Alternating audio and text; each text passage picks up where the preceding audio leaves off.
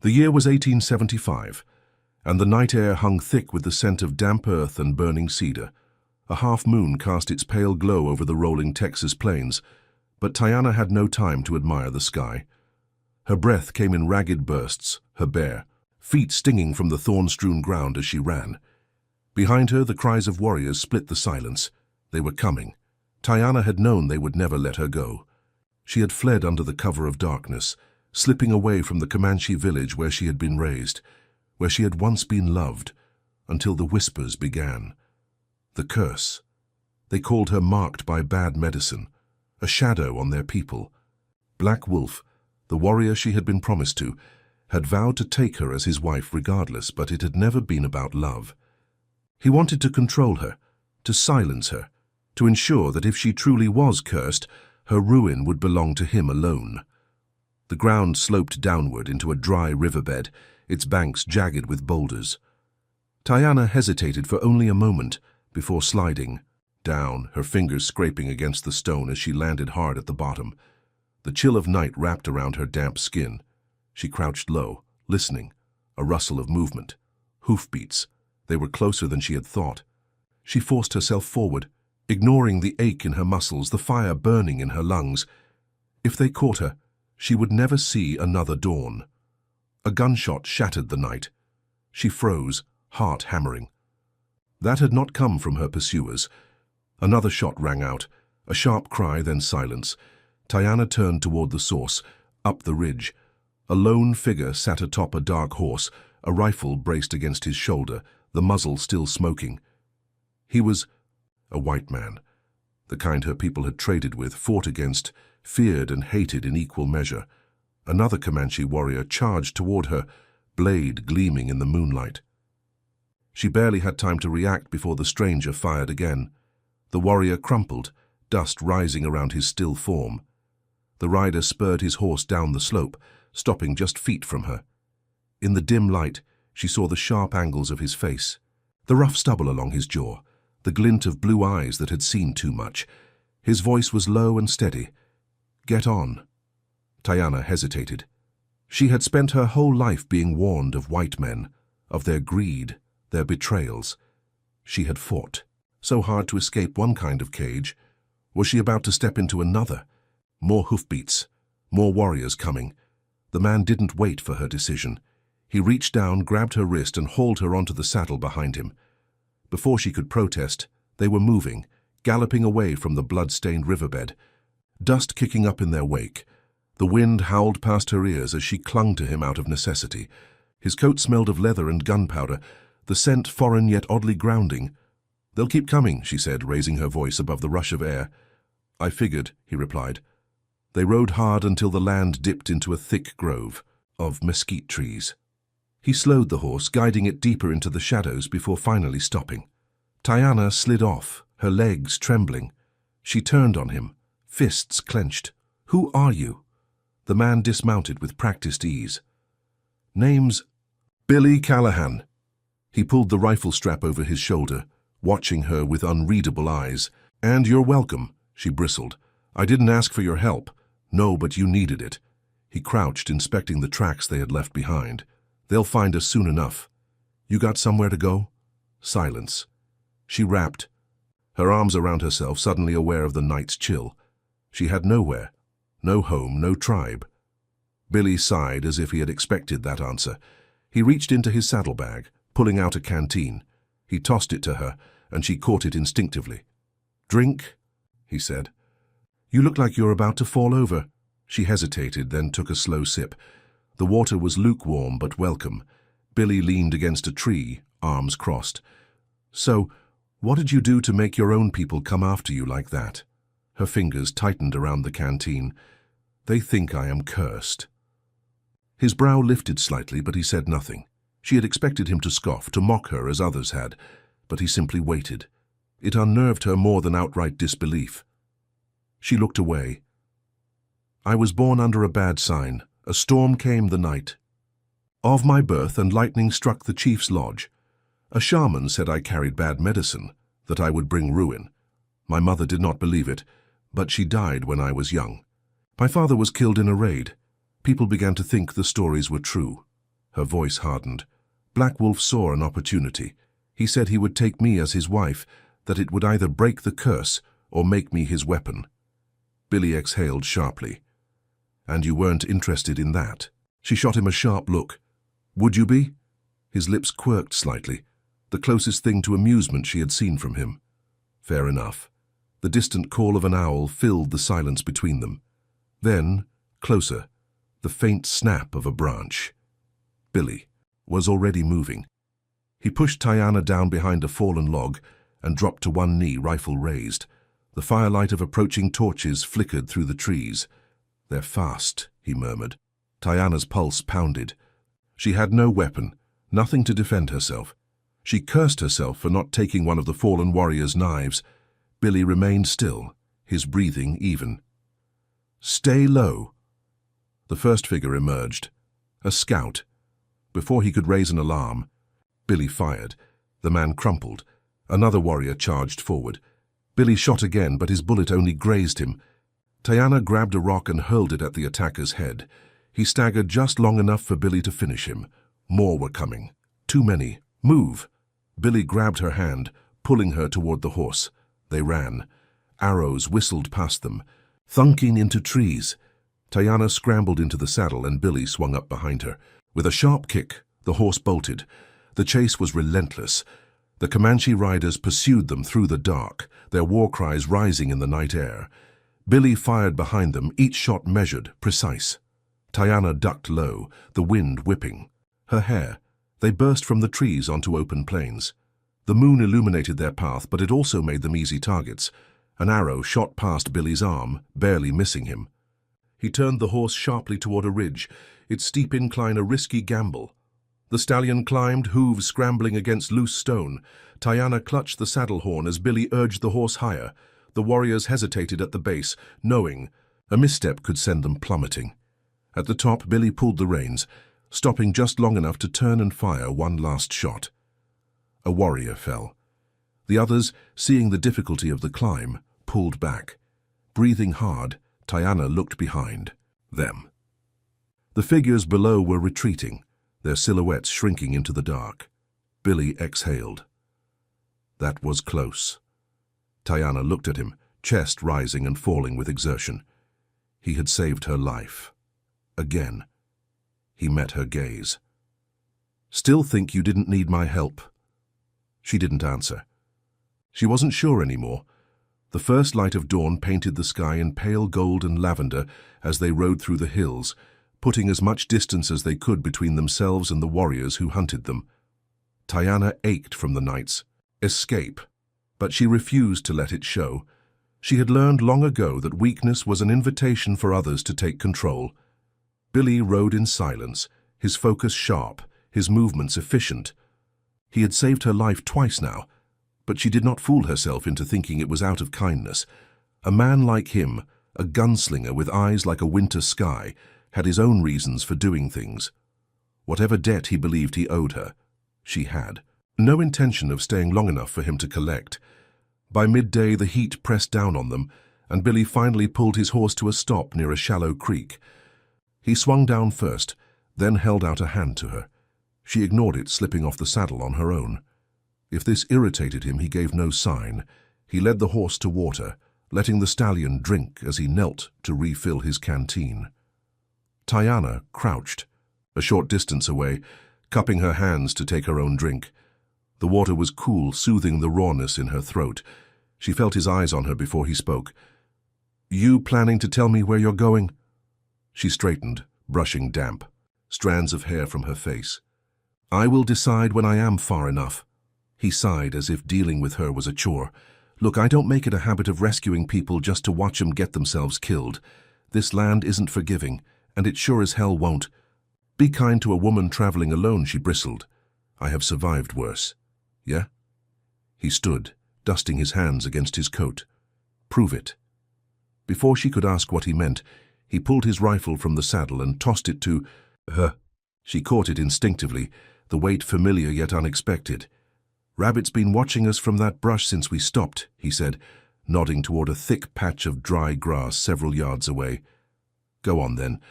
Let's see how well you handle yourself." She hesitated, narrowing her eyes. He was testing her. Fine, let him see. Tiana lifted the rifle to her shoulder, steadying her breath.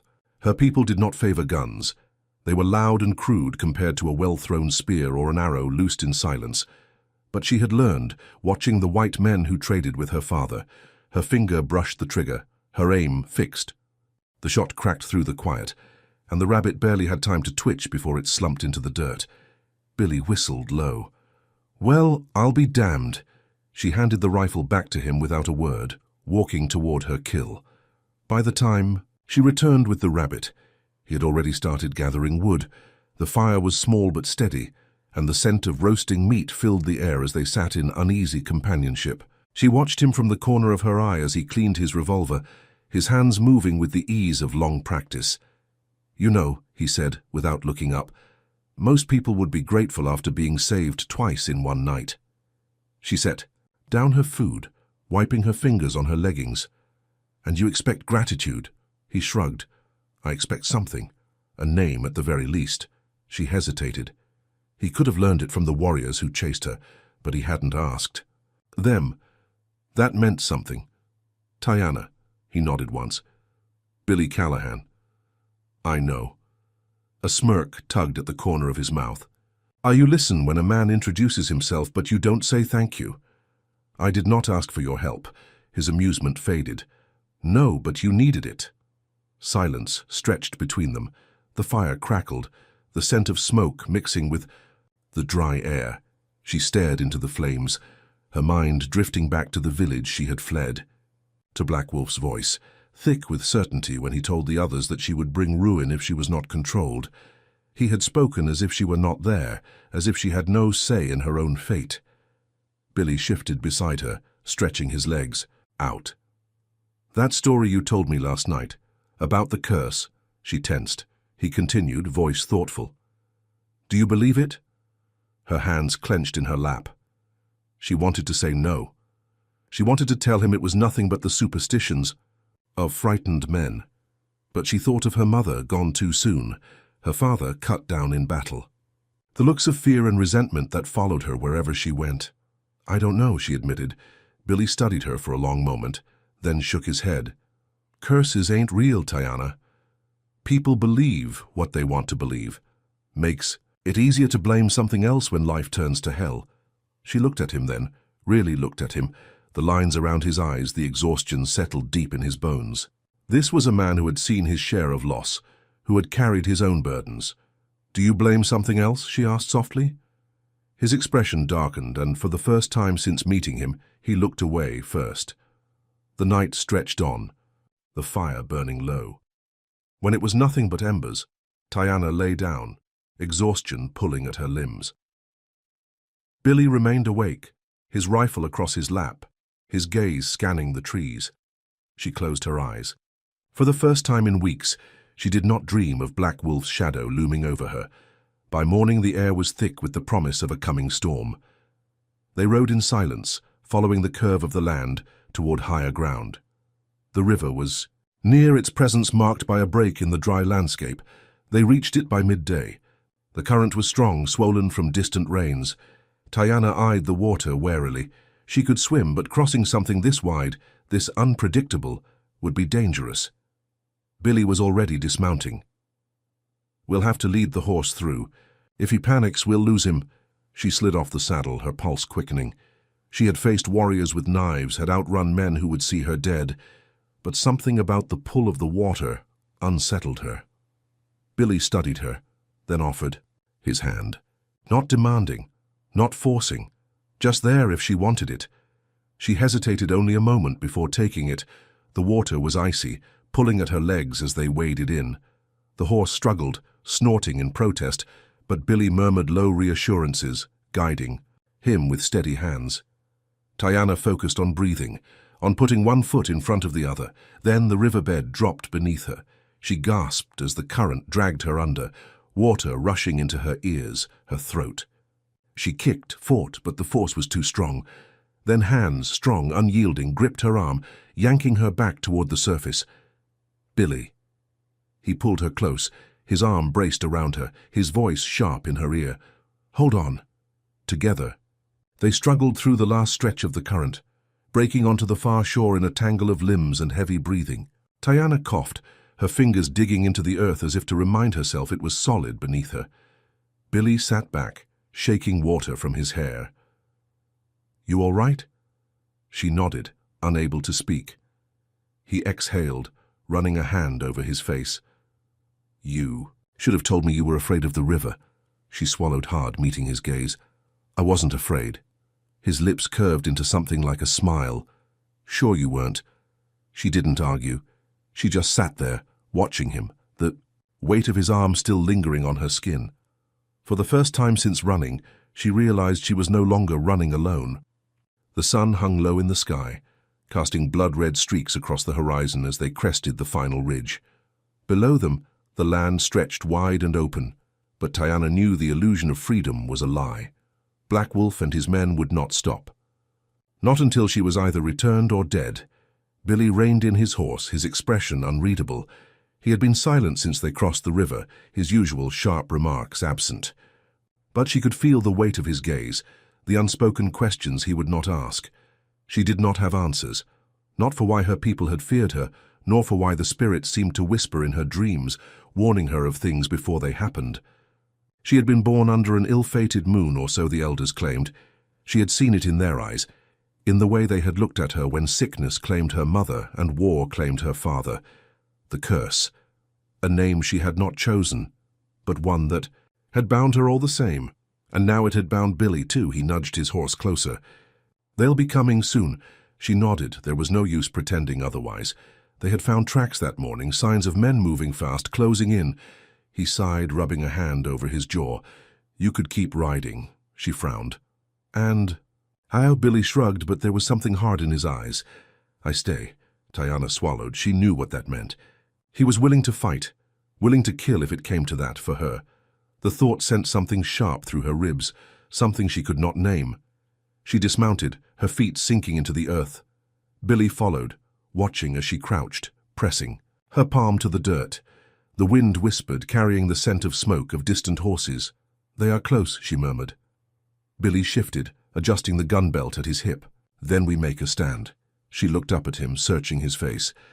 "You could leave." He gave her a look, one that spoke of things he had not yet said. "So could you." Tiana exhaled, the weight of the moment pressing down. She had run, far but no further. It was time. Billy moved quickly, his hands sure as he checked his weapons, his movements precise.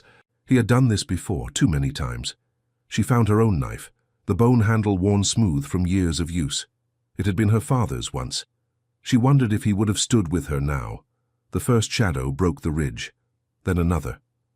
More Black Wolf was at the front, his face like stone, his dark eyes fixed on her. "Tiana," he called. "It ends now." Billy stepped forward, his stance loose but deadly. "Funny," he drawled. "I was just thinking the same thing." Black Wolf ignored him, his gaze never leaving hers. "You should not have run." She lifted her chin. "I should not have stayed." A flicker of something, anger, regret, passed over his face. "You know what you are, what you bring." Her fingers tightened around the knife. "I bring only what others choose to believe." A low murmur ran through the warriors. They believed, she knew. They always had. Black Wolf's expression hardened. "Come back, face judgment." She shook her head. "No." His hand went to his tomahawk. "Then you leave me no choice." The world held its breath. Then steel met thunder. The first gunshot cracked the silence and chaos followed. Billy fired, his movements swift, precise. A man crumpled. Another lunged, but Tiana was faster, her knife finding its mark. The battle blurred into flashes of motion, shouts, the glint of steel, the acrid scent of gunpowder. Tiana fought, her breath ragged, her body moving on instinct. Billy was beside her, a force of nature, his revolver spitting fire, his blade finding flesh. He fought like a man who had nothing left to lose, and for the first time she wondered what ghosts haunted him. Then Black Wolf was there. His tomahawk swung, and she barely dodged, the blade grazing her arm. Pain flared, but she did not falter. "Tiana," he rasped. "You are a curse." She met his gaze, the weight of years between them. "No," she said. "I am free." And she drove the knife home. Black Wolf staggered, his breath hitching. His eyes met hers one last time, then he fell. Silence. The wind stirred the dust, carrying the scent of blood. Tiana stood over his body, her breath coming fast, her hands slick. Around them, the remaining warriors faltered, their conviction shattered. Billy holstered his gun, exhaling. "Well," he looked at her, something unreadable in his expression. "That settles that." She swayed, exhaustion crashing down. He caught her before she fell, his arms steady, warm. "It's over," he murmured. She wanted to believe that. The night was quiet, too quiet. They sat by the fire, the weight of what had passed settling between them. Billy poured whiskey into a tin cup, taking a slow sip before offering it to her. She took it, the burn grounding her. "You all right?" he asked. She looked at him, this gunslinger who had stood beside her when no one else would. "No," she admitted. "But I will be." He nodded, as if he understood. Maybe he did. The fire flickered, casting shadows across his face. He watched her. Something different in his gaze now. Something softer. "You could go anywhere now," he said. She studied him, then reached out, her fingers brushing his. "I know," she said. He smiled, slow and sure, and for the first time in a long time, she did not feel cursed. She felt found. The year was 1865, and the frontier was a place of dust, blood, and the law of the gun. The sky over Texas stretched wide, a canvas painted with the dying colors of the sun. The heat clung to the land, the smell of sweat and dust heavy in the air. Eliza McGraw adjusted her bonnet, the leather reins firm in her grip as she rode beside her husband, Thomas. Their wagon rattled over the dirt road, its wheels kicking up a thin cloud. He was a man who had seen war, who had walked through fire and returned to build something out of the ashes. That was why she loved him. He had taken the worst of what the world had thrown at him and still dreamed of a better life. Red Creek Trading Post came into view, a cluster of buildings huddled together against the wilderness. The saloon sat squat and unwelcoming, its wooden signs swaying on rusted chains. A handful of men loitered outside, shifting their weight with a lazy, animal-like awareness. The kind of men who watch strangers not out of curiosity, but calculation. Thomas pulled the wagon to a stop. "Be quick," he told her. "I don't trust the look of this place." Eliza nodded, gathering her skirts as she stepped down. She pushed open the door of the general store, the scent of tobacco and flour greeting her. The shopkeeper barely looked up from his ledger, and she moved to the shelves, scanning for the essentials: beans, coffee, salt. She let the rhythm of simple tasks steady her heartbeat. Then, through the window, she saw them. They rode in from the west, dust trailing. In their wake, 5 men, dressed in worn coats and gun belts that hung low on their hips. At their center was Cade Mercer. Even in the lawless frontier, his name carried weight. He was the kind of man mothers warned their children about, the kind of man whose shadow darkened the land before he arrived. His black hat sat low over his brow, casting his face in partial shadow. But there was no mistaking the cruel slant of his mouth, the ease with which he carried himself. Cade Mercer did not fear death. He dealt in it. Eliza's stomach knotted as she watched them pull up in front of the saloon. One of the men leaned close to Cade, whispering something in his ear. Cade nodded once, then swung down from his horse. Thomas had just stepped out of the store, their supplies slung over his shoulder. The moment his boots hit the porch, Cade's gaze landed on him, and something in the air shifted. Thomas stopped, shoulders tensing. Cade smiled, slow and deliberate. "Well, I'll be damned," he said, his voice smooth as a knife slipping from its sheath. "Thomas McGraw, I thought you were dead." Thomas didn't move. "I thought you were in prison." Cade chuckled, stepping closer. His men spread out, blocking the street. The town had fallen silent, the way prey does when a predator enters the clearing. "Funny thing about prison," Cade said. "The bars only work if a man don't have friends on the outside." He tipped his hat back. "You got something that belongs to me." Eliza's pulse quickened. She wanted to step forward, to demand answers, but the look Thomas gave her froze her in place. "I don't owe you anything," Thomas said, voice steady. Whatever debt you think I have, it's been paid in full. Cade's smile widened, but his eyes remained cold. See, that's where we disagree. Eliza saw it before it happened. The flick of Cade's fingers, the way his hand hovered near his holster. Thomas reached first, or at least he tried. The crack of a gunshot split the air, and the world shattered. Eliza gasped, a cry strangled in her throat. Thomas staggered backward, his hand clutching his stomach. Blood bloomed across his shirt, dark and spreading. His knees hit the wood of the porch. Cade took a step closer, looking down at him with a smirk. Should have paid up, soldier. Thomas's lips moved, but no sound came out. He collapsed onto the ground, his breath coming in shallow gasps. Eliza dropped beside him, her hands pressing against the wound. The warmth of his blood seeped between her fingers. No, she whispered, shaking her head. Stay with me. His eyes found hers, a flicker of apology in their depths. His fingers twitched, reaching for her, then stilled. Silence. Cade holstered his gun, turning away. Let's go, boys. Eliza's breath came in short, ragged bursts. The world blurred, rage drowning out the horror. She looked up, her vision tunneling to Cade's retreating form. You son of a bitch, she spat. Cade paused. He turned, a glint of amusement in his eyes. I'd keep my mouth shut if I were you, widow. Eliza didn't move, didn't blink. She memorized his face, the way his hand rested on the hilt of his revolver, the way he laughed as he walked away. He wasn't afraid of her. Not yet. The next few days passed in a haze. She buried Thomas in a quiet spot by the river, the place he had always said was peaceful.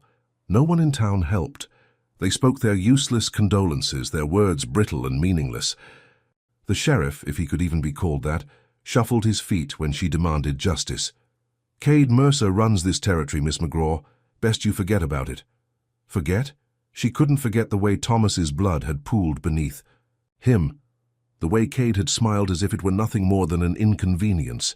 She couldn't forget the helplessness. That feeling was a sickness, rotting her from the inside out. One night, as she sat by the fire, staring at the dirt-stained map spread before her, she made her decision. She traced the rough sketches of rivers and mountains, the whispers of trails only the desperate traveled. There was only one name that mattered now: Tahu. The stories about him varied. Some said he had been a Comanche warrior before the war. Others said he had killed his own men, that he had no master but death itself. What mattered was that he was a killer, and he was for hire. She had nothing left to lose. The journey took her west, past the edges of comfort, and into the raw bones of the land. Days blurred into nights. She rode hard, stopping only when exhaustion claimed her. The bruises on her hands deepened, her skin chafed by the rains, but she didn't stop. When she finally found him, it was in a town barely held together, its buildings warped by heat and time. The saloon was a dark hole in the world, its walls filled with men who had nothing left but their vices. Tahu sat alone at a corner table, his presence like a shadow stretching across the room. His face was unreadable, carved by time and war. A scar ran from his temple to his jaw, a silent story of violence. His dark eyes flicked to her as she approached. She stood before him, her hands steady, her voice steel. I want to hire you. A slow, deliberate silence. Tahu took a sip from his glass, then set it down. His gaze never left hers. You want me to kill a man, he said. It wasn't a question. Eliza nodded. Tahu tilted his head, considering. Killing a man is easy. Living with it is not. She swallowed the burn in her throat. I'll live. A flicker of amusement touched his lips, gone before it fully formed. He leaned forward, resting his forearms on the table. $100. And your best horse. Her heartbeat quickened. It was nearly everything she had left. She reached out, hand steady. He clasped hers, his grip firm. Done. The deal was struck, and Cade Mercer was as good as dead. The wind carried the scent of dust and dried sage as Eliza rode alongside Tahu, her fingers tightening around the reins. The land stretched endlessly before them, an unforgiving sprawl of rock, dirt, and the occasional twist of dead trees clawing toward the sky. Cade Mercer was out there, somewhere beyond the horizon, living while Thomas lay buried beneath 6 feet of cold earth. Tahu rode in silence, his posture relaxed yet alert, his eyes constantly scanning the distance. He moved like a man accustomed to danger, his body coiled, his hand never far from the knife strapped to his belt. There was an unreadable depth to him, an awareness that made her uneasy. He did not ask about her grief, nor did he offer words of encouragement. He simply rode as if her reasons for seeking revenge were not his concern. The first night on the trail, they camped beneath a jagged outcrop, the firelight flickering against the rough stone. Tahu moved with an economy of motion, setting his bedroll with practiced ease, sharpening his knife against a whetstone. Eliza sat across from him, watching the fire crackle and spit embers into the night. She broke the silence first. "You've killed men before." Tahu didn't look up. "Yes." Eliza traced a line in the dirt with the tip of a stick, her mind turning over the weight of those words. "Do you ever think about them?" He paused, then lifted his gaze to meet hers. His face remained impassive, but there was something sharp behind his eyes.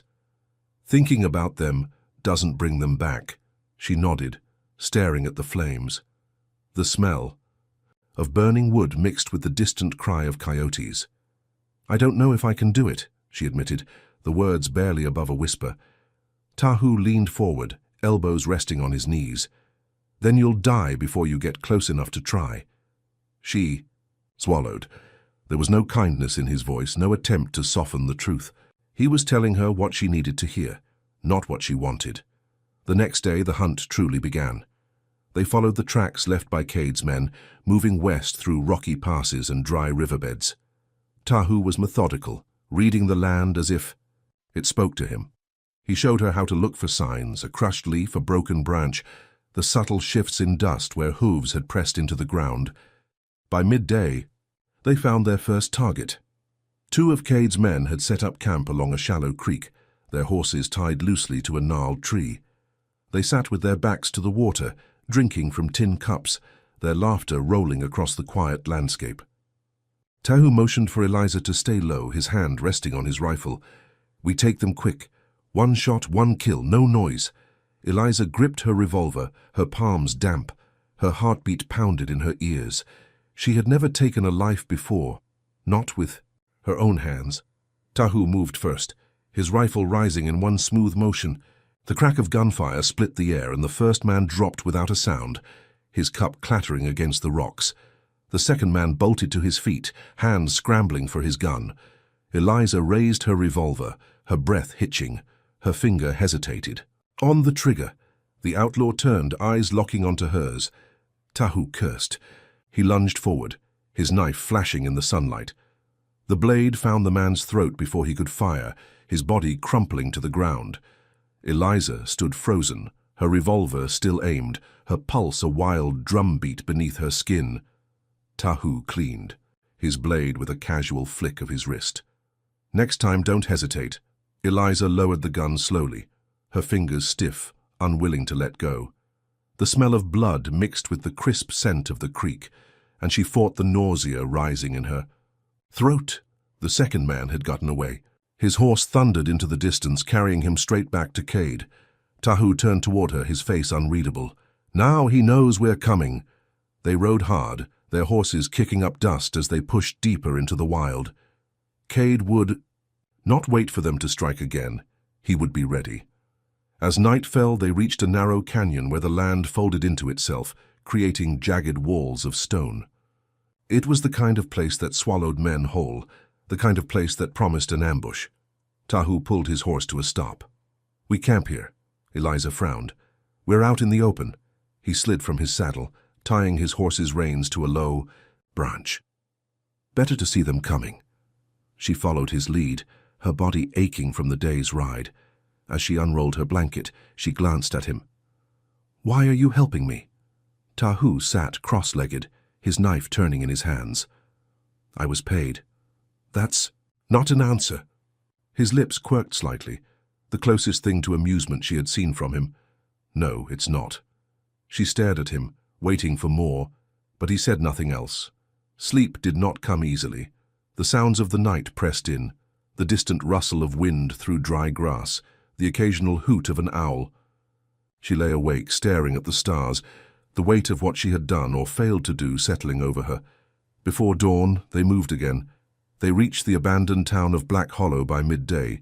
The buildings stood like skeletons, their walls, warped by time, their windows dark and hollow. Cade's men had used it before, a hideout between jobs, a place where outlaws gathered before moving on. Tahu dismounted, his rifle in hand. "Stay close." The silence was wrong. Eliza could feel it in the air, the way the town held its breath. Tahu took a step forward. Then the first shot rang out.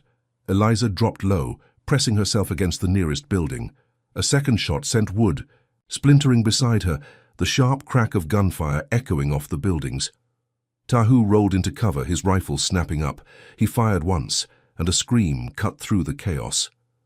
Eliza's breath came fast and hard. They were pinned, a voice called, out from the shadows. "Come on out, McGraw, we know you're here." It was one of Cade's men, his voice thick with amusement. Eliza's grip tightened around her revolver.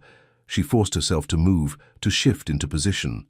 Tahu's voice was low, steady. "Take the shot." She saw the outline of a man stepping. From behind a barrel, his gun raised. Eliza exhaled. She squeezed the trigger. The gunshot split the air. The outlaw jerked back, a hole in his chest, his gun slipping from his fingers. Her stomach twisted, but she didn't have time to dwell on it. More shots cracked through the town, the fight erupting in full. Tahu moved like a predator, his rifle finding targets with precise, deadly efficiency. Eliza forced herself to focus, to push past the shaking in her hands. One by one, Cade's men fell. Then, just as suddenly as it had begun, the town fell silent. Eliza stood breathless, the gun still clutched in her hand. Her pulse pounded in her ears. Tahu scanned the streets, his expression unreadable. "They were waiting for us," Eliza swallowed, the taste of gunpowder thick on her tongue. "Cade knew we were coming," Tahu nodded. "Which means he's already planning." His next move. Eliza turned, staring out at the open land beyond the town. Cade Mercer was still out there, and he was waiting. The cold bit through Eliza's coat as she gripped the reins, her eyes locked on the distant canyon where Cade Mercer was waiting. The wind carried the scent of dry earth and pine, a whisper, though of movement through the desolate land. The sun was beginning to slip behind the jagged horizon, bleeding orange and red across the sky. It felt like an omen. Tahu rode beside her, silent as ever, his rifle resting across his saddle. There was no need for words. They both knew what came next. A final ride. A reckoning. Eliza's hands were steady, but something deeper inside her trembled. The fear was still there, lodged in her chest, but it no longer ruled her. She had killed now. She had bled, had seen men's eyes go glassy and vacant under the weight of her bullets. The woman who had buried Thomas in the cold dirt of Red Creek was not the same one who rode toward death now. They reached the mouth of Devil's Canyon, just as the last light faded. The rock walls loomed high on either side, deep shadows swallowing the narrow path that led toward Cade's camp. Smoke curled upward in the distance. He was waiting. Tahu dismounted first, tying his horse to a low branch. Eliza followed suit, checking the bullets in her revolver. The motion was practiced now, automatic. Tahu glanced at her. "If you get the shot, take it." She nodded. They moved forward, their steps soundless against the packed earth. The canyon walls pressed in, the air thick with an uneasy stillness. Then came the voice. "You took your time, McGraw?" Eliza's pulse spiked. The voice slithered through the dark, casual, taunting. "Cade Mercer." She stopped, her grip tightening on her gun. The shadows. Her head shifted, and then he stepped into view, his coat swaying lightly in the night breeze. He stood at ease, one hand resting on the butt of his revolver, the other curled loosely around the neck of a bottle. Cade tilted his head, looking her over with amusement. "Got yourself a Comanche killer, did you? Can't say I blame you. Man's got a reputation." More movement, shapes emerging from the dark. Cade hadn't come alone. Half a dozen men flanked him, their guns already drawn. Eliza's fingers twitched, Cade smirked. You really think this ends with you walking away? He took a slow step forward, the firelight catching the cruel lines of his face. Thomas owed me. And now you do too. Eliza's voice came out even, steady. You murdered my husband. Cade exhaled. A short laugh. I did. And what a waste he was. Should have known better than to cross me. His gaze flickered past her to Tahu. And you? I heard stories about you. Thought you were a ghost. Turns out you bleed like the rest of us. Tahu remained, motionless, his rifle loose in his grip. Cade sighed, shaking his head. Tell you what, McGraw, I'm feeling generous. Drop the gun, walk away. I'll even let you keep the horse. Eliza felt something inside her snap. He thought she was weak. He thought she was still the woman who had knelt in the dirt, sobbing, over Thomas's body. She raised her revolver. Cade moved fast. His gun was up in a blink, his finger tightening on the trigger. Eliza fired first. The shot tore through Cade's shoulder, spinning him back with a curse. Chaos erupted. Gunfire cracked. Through the canyon, echoing off the rock walls. Tahu dropped low, his rifle barking out death. A man fell to his knees, choking on blood. Eliza moved, her heart hammering. A shadow lunged at her, one of Cade's men, his knife gleaming. She turned her gun and fired point blank. The man crumpled. Cade had disappeared into the dark. Eliza's breath came in ragged gasps. The canyon was filled with movement, shapes darting between the rocks. Tahu was relentless, his rifle snapping from one target to the next with deadly precision. Then, silence. The bodies lay still. The canyon smelled of smoke and blood. Eliza turned, her breath sharp. Cade was gone. Tahu's voice came low. He's running. She didn't hesitate. She took off after him, her boots kicking up dust as she sprinted into the shadows. The canyon narrowed ahead, opening into a wider clearing where the river cut through the land. The moonlight glowed against the water, silver and still. Cade stood at the edge, one hand pressed against his bleeding shoulder. His revolver hung at his side, his breath ragged. Eliza slowed her steps, raising her gun. Cade's lips twisted into a grin. Go on then, do it. Eliza hesitated. The rage still burned inside her, but something else stirred beneath it. Cade tilted his head. You think killing me makes you any different? You think it brings him back? Eliza's hand tightened on the grip. He laughed, shaking his head. You ain't built for this, McGraw. You can't just kill me and ride off into the sunset. You think Tahu's gonna stick around? You think this life is yours now? Eliza stepped closer. This isn't about you anymore. She pulled the trigger. The bullet hit Cade square in the chest. His grin faltered, his body jerking as he staggered back. His knees buckled. For a moment he looked almost surprised. Then he collapsed. Eliza stood over him, her breath heavy in the cold air. The blood pooled beneath him, dark against the pale dust. It was over. A slow exhale escaped her lips. The canyon stretched silent around her, the world holding its breath. Then footsteps. She turned as Tahu approached. He glanced at Cade's body, then back at her. She met his gaze. It's done. Tahu nodded. They stood in the moonlight, the wind rustling through the canyon. Eliza felt something shift inside her. The weight she had, carried for so long, the fire that had burned her alive. It was still there, but it no longer controlled her. She holstered her gun. Tahu watched her for a long moment before stepping past her. For he should move. She followed him back through the canyon, back through the wreckage of what they had done. The bodies lay still. The fire still burned low. Her horse stood where she had left it. Tahu moved to his own, swinging into the saddle, with effortless grace. Eliza hesitated. She looked at him, at the quiet power in the way he sat, the way his eyes held something ancient, something untamed. You leaving? She asked. He nodded. No more fight left here. She studied him. Where will you go? He glanced toward the open land beyond the canyon, where the stars stretched endlessly above the earth.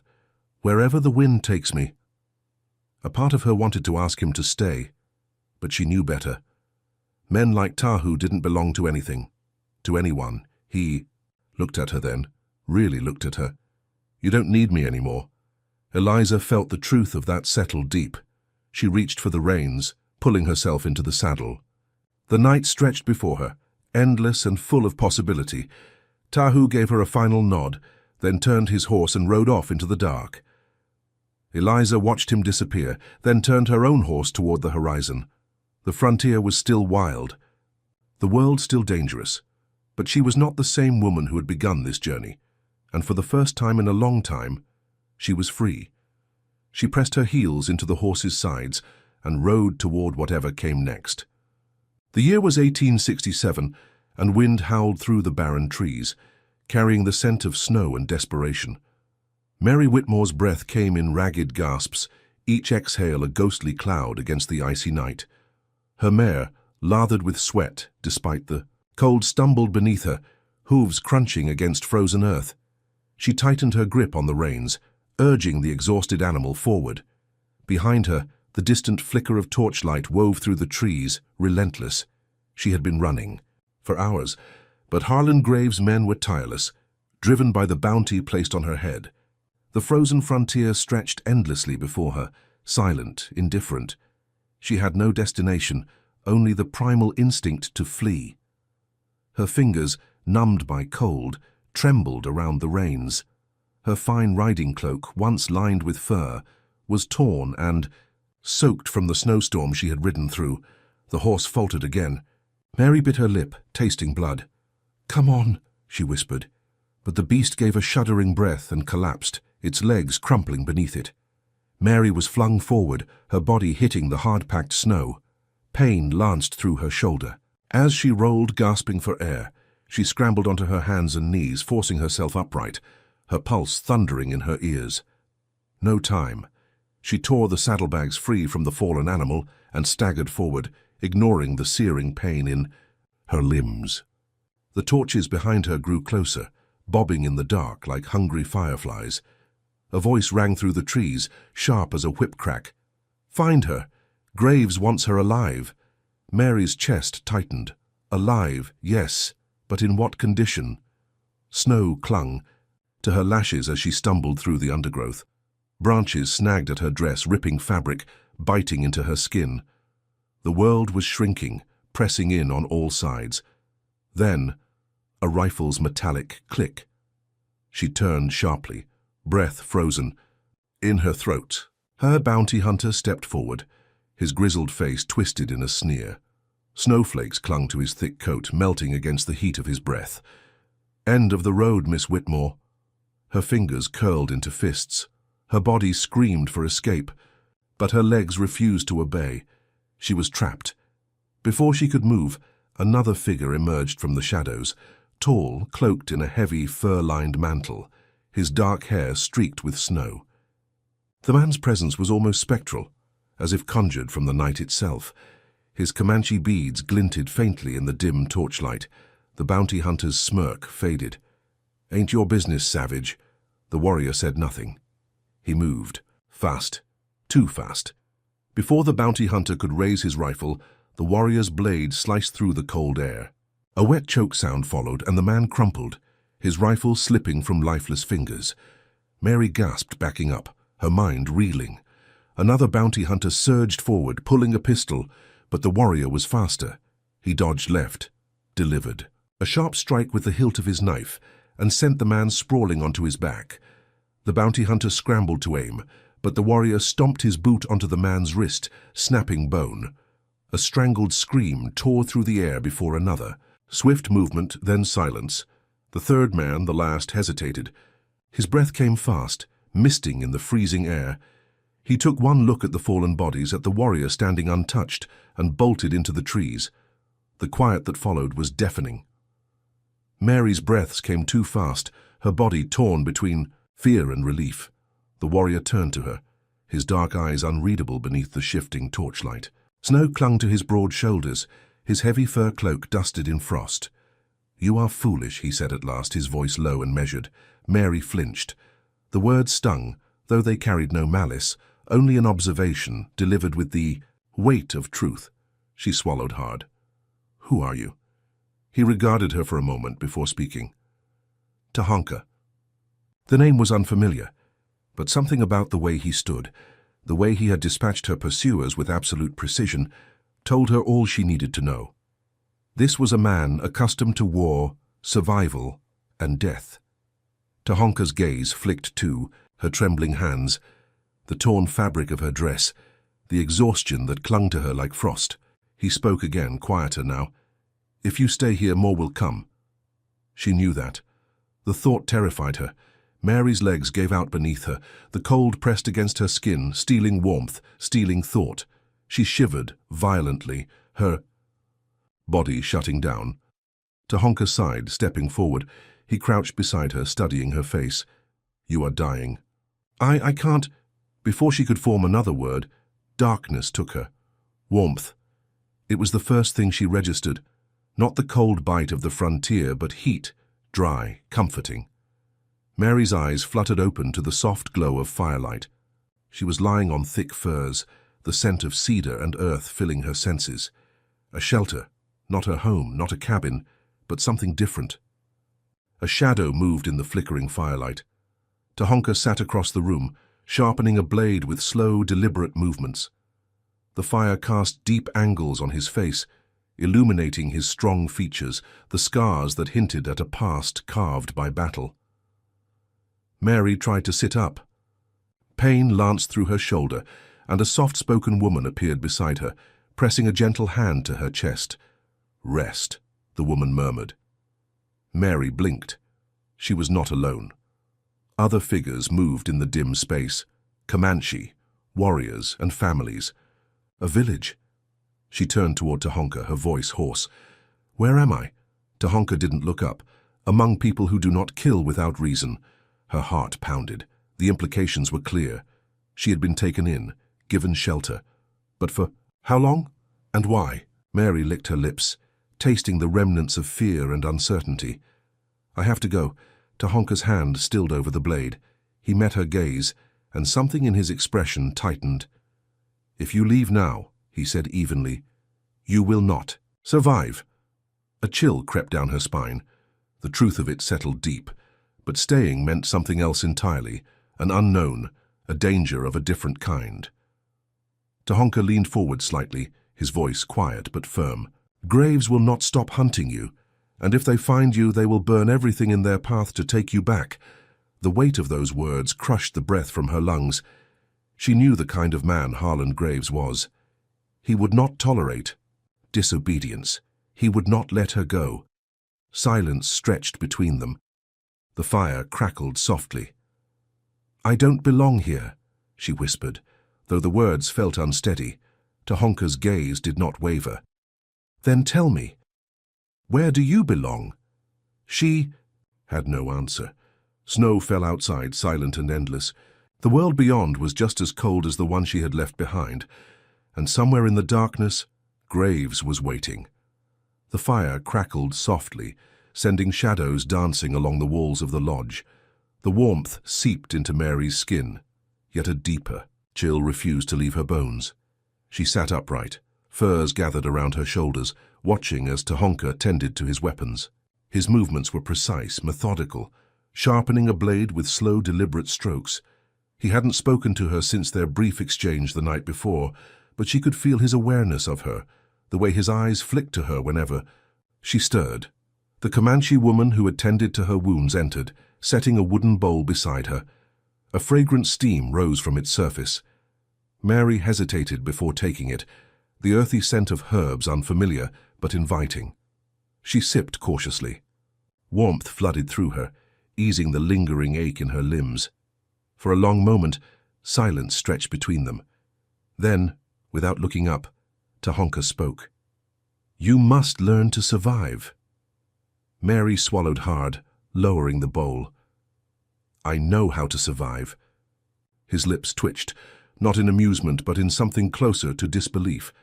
"You know how to run, that is not the same." A flicker of indignation flared in her chest. She had endured a life of restriction, of forced obedience, of knowing that her fate had been decided before she even had a chance to claim it. She had risked everything to escape that life. Tahonka set his blade aside, his dark eyes locking onto hers. "Graves will not stop," He will send more men. You cannot be weak when they come." Something in his voice made her stomach tighten. There was no cruelty in his words, no desire to diminish her, only certainty. A brutal truth she could not argue with. The next morning she rose before dawn, the cold biting at her exposed skin as she followed him beyond the village. Snow crunched beneath their boots as they walked deeper into the trees, where the towering pines swallowed the early light. Tahonka moved through the forest like a shadow, silent, attuned to every shift in the wind, every whisper of the earth beneath him. Mary struggled to match his pace.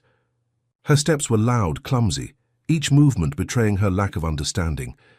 "Your feet are too heavy," he observed, glancing back. She scowled.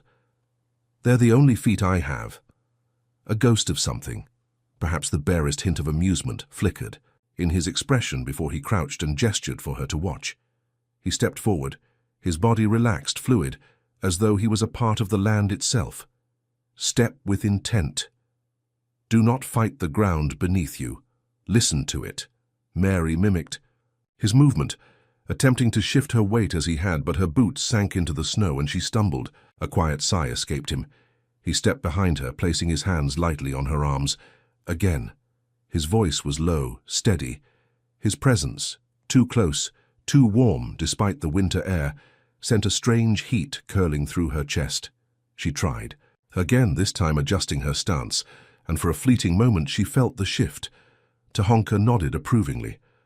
Better. She hated the way her pulse quickened at his praise. Days passed. Each morning she trained alongside him, learning to move unseen, to listen to the rhythm of the land. She practiced with a blade, her hands blistered from gripping the hilt too tightly. She failed often, but she never stopped trying. The others in the village still watched her with cautious eyes. She could feel their unspoken questions, their quiet reservations. A white woman among them, an outsider they had no reason to trust. Yet she no longer felt like a stranger to herself. One evening, as she sat near the fire sharpening the small knife Tahonka had given her, a group of warriors returned from a scouting mission. The air shifted. Conversations turned hushed. Tahonka stepped forward, exchanging words in Comanche with one of the men. The scout's face was grim. Mary didn't need to understand the language to know what had been said. "They're coming." Tahonka turned, his expression unreadable. "Graves' men have reached the river. They will be here soon." Her grip tightened on the knife. "We need to leave." He studied her for a long moment. Not yet. Frustration coiled inside her. "You said they wouldn't stop hunting me. If they find me here, they will come whether you are here or not," he interrupted, "and they will not leave without blood." A heavy silence settled between them. She was not the only one in danger now. Tahonka turned away, his shoulders tense. "We will be ready." That night, sleep eluded her. She lay awake, staring at the shifting patterns of firelight against the ceiling of the lodge. Outside, the wind whispered through the trees. She wasn't afraid to die. But she was afraid of what would happen if she survived, only to be dragged back to the life she had escaped. The thought was unbearable. She rose quietly, slipping out into the cold night air. The village was still, save for the soft glow of watch. Fires at its perimeter. Beyond them, the land stretched into the dark unknown. Mary. She turned sharply. Tahonka stood at the edge of the trees, arms crossed, his expression unreadable. She hadn't heard him approach. "I wasn't running," she said before he could speak. Something flickered in his gaze. "Not yet." A breath of frustration escaped her lips. "I don't belong here." He was silent for a long moment. Then he stepped closer. "Then tell me, where do you belong?" The question caught her off guard. She had no answer. Tahonka's gaze softened just slightly. "You are stronger than you know, but strength means nothing if you do not choose what to do with it." The words settled deep. She clenched her jaw, refusing to let the weight of them crush her. "And what have you chosen?" His gaze darkened. "To protect what is mine." A shiver ran through her, not from the cold, but from something far more dangerous. He turned away, heading back toward the village. "Go inside, Mary." She watched him disappear into the shadows, her heartbeat loud in her ears. The attack came at dawn. It started with a single gunshot, a sharp crack that shattered. The quiet morning, then the war cries followed. Mary bolted upright, heart hammering. The village had already come alive. Warriors grabbing weapons, women and children being ushered toward the safety of the hills. She barely had time to move before a bullet splintered the post beside her. A man on horseback rode through the smoke, his rifle gleaming in the early light. "Mary," Tahonka's voice barely reached her before a second rider bore down on her, a knife glinting in his grip. She reacted without thinking. She ducked low, swung out with the blade Tahonka had given her. The sharp edge bit into the rider's thigh, and he howled, tumbling from his horse. Tahonka was there in an instant, his tomahawk flashing as it struck the man's skull with sickening force. He grabbed Mary's wrist, pulling her away from the chaos. "We need to go now." Smoke choked the air, gunfire rang out from all sides. Graves's men had come in greater numbers than expected. As they reached the tree line, Tahonka turned, back to look at his home, his people. The battle still raged, but he had made his choice. Mary gripped his arm. "They'll follow us." His gaze met hers, filled with unspoken resolve. Let them try. Without another word, they vanished into the wilderness, leaving behind the only world they had known. The wind had changed. Tahonka knew it before he saw the first rider crest the ridge. Graves had found them. The pursuit had been relentless, pushing them deeper into the wilderness, beyond any place Mary had ever known. They had crossed rivers half frozen, hidden in caves where the cold bit through their clothing, moved through dense forests where even the light struggled to find them. And yet, it hadn't been enough. The moment stretched, thick with the weight of what was coming. 6 men rode into view first, their silhouettes stark against the pale winter sky. Then more. 12, maybe more. Graves didn't just want her back. He wanted a war. Mary's breath came shallow as she stood beside Tahonka, her fingers gripping the knife he had given her. She had never held a weapon before she met him, never thought of herself as anything other than someone forced to endure the hands that fate had dealt her. But that girl had died somewhere between the falling snow and the blood already spilled. Tahonka had not moved. He stood like a statue carved from the very mountain they had sought refuge in, his expression unreadable, his tomahawk resting lightly in his grip. "Mary," he said, voice low. She swallowed, turning to him. "This is the end of it." It wasn't a question. It was a certainty. She nodded. She would not run this time. The first gunshot shattered the silence. Tahonka moved before she could think, his body fluid, purposeful. He pulled her behind him as the second shot rang out, ricocheting off the boulder they had taken cover behind. Snow burst into the air from the impact, a sudden white mist that blurred the chaos unfolding before them. They had nowhere left to go. Mary felt her pulse hammering in her throat.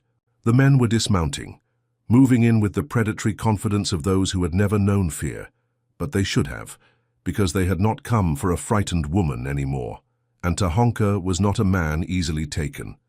He struck first, swift as a storm, his tomahawk carving through the closest man before the others even registered the movement. Blood sprayed across the snow, steaming as it met the cold air. A second man lunged for him, but Tahonka was faster, his blade biting deep, turning the momentum against him. A shot exploded beside her, too close, too fast. Mary twisted, her fingers tightening around the hilt of the knife. A man was rushing toward her, rifle swinging up. She did not think. She ducked low, driving the blade into his side just as Tahonka had taught her. The man let out a strangled gasp, his body collapsing against her before she shoved him away. Her hands were wet, warm. There was no time to be horrified. A second shot rang out and Tahonka grunted beside her. Her head snapped toward him, fear slamming through her chest. His shoulder. The wound wasn't fatal, but he had staggered. A fraction of a second, but enough. Then Graves was there. He stepped through the chaos, untouched, a revolver in one hand, his mouth curling into a smug, satisfied smile. He didn't raise the gun. He didn't need to. Mary's breath came sharp, her entire body locking in place as the past came rushing back. Graves had always had that power over her, the power of inevitability. "Did you really think," he said, voice casual, "that a savage would save you?" Tahonka shifted beside her, his muscles coiled, ready. Graves cocked the revolver, his smirk deepening. "That's the problem with people like him. They think they can change the story, but you and I both know how this ends. Mary's pulse roared in her ears. Yes, she did. Graves lifted the gun and she moved first. She threw herself at him, ignoring the explosion of pain in her ribs as they hit the ground. The shot went wild, shattering a tree branch above them. Graves let out a curse, but she didn't let go. Her fingers clawing for his wrist, forcing the revolver away, he struck her hard. Stars burst behind her eyes, but she didn't release him. She would never let him have her again. Then suddenly he was yanked away from her. Tahonka's hands closed around Graves's throat, lifting him effortlessly before slamming him down into the snow. The look in his eyes, Mary had never seen it before. Graves gasped, choking, clawing at Tahonka's grip. "Mary," Tahonka said, his voice dark, steady. "Do you want him to live?" She looked at Graves, the man who had owned her life. She did not hesitate. No, Tahonka did not either. It was over in a breath. The body slumped, lifeless, and for the first time since she had fled, Mary could breathe. Silence. The few remaining men, leaderless, scattered into the wilderness. The fight was over, but Tahonka was still standing in the red-stained snow. His wound deep, his breath uneven. Mary rushed to him, pressing against his injury, desperate. "Stay with me," she whispered. His dark eyes met hers. There was something behind them, something final, something sure. "You are free now," he murmured. Her throat tightened. "Not without you." He studied her, the way she clung to him despite the blood, the way her eyes held no fear, only something deeper. He exhaled slowly. She had already made her choice. They left the bodies behind, the past buried beneath the snow.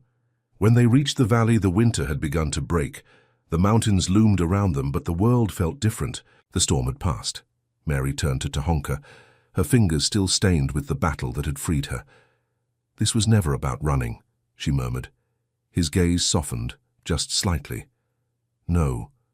She took his hand in hers, and together they walked forward.